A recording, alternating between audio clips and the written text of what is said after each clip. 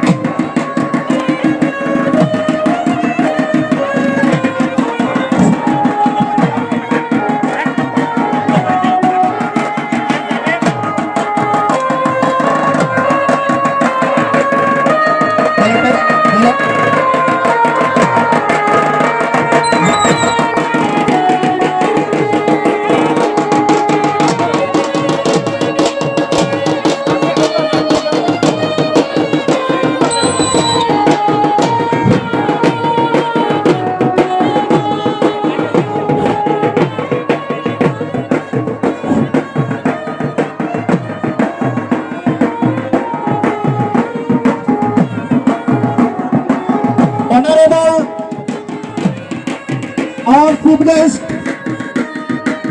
Mr. Pramod,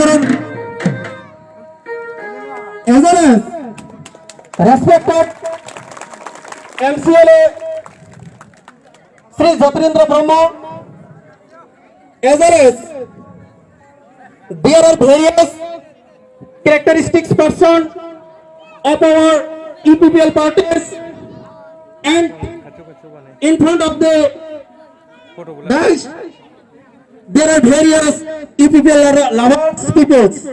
So আজি আমাৰ যিখিনি জয়নিং সেৰেমনি, এই জয়নিং সেৰেমনিখনে সুচাৰুৰূপে পৰিচালিত কৰিবৰ কাৰণে মই আমাৰ গাঁৱৰ মুৰব্বী মোহাম্মদ ইছাক আলী মণ্ডলক সভাখন চলাই লৈ যোৱাৰ কাৰণে মই অনুৰোধ জনাইছোঁ।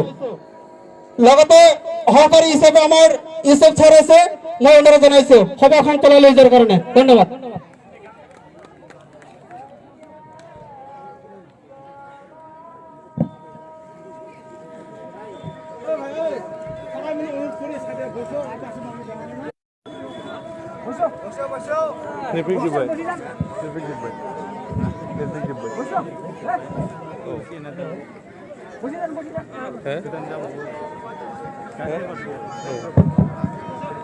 हेलो हेलो माननीय आमार আজি সভাত উপস্থিত হব পৰা আমাৰ MCLA মহোদয় আৰু আমাৰ এইখন সভাত উপস্থিত হব পৰা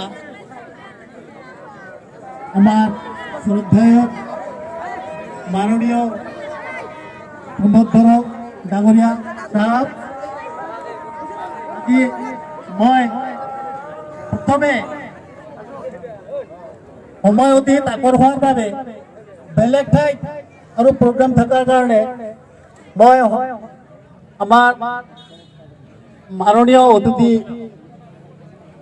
সাহেবক প্ৰথমে দুইখান ভাষণ প্ৰদান কৰিবলৈ অনুৰোধ জনাইছোঁ।